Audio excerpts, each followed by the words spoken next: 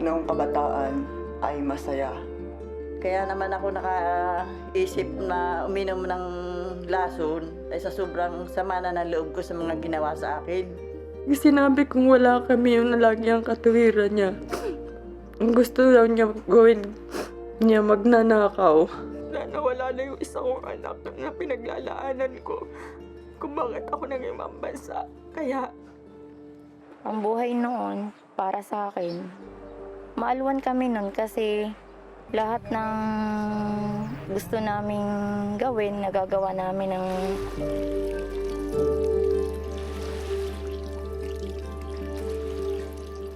Maraming salamat sa ganang huli, Nuestra Señora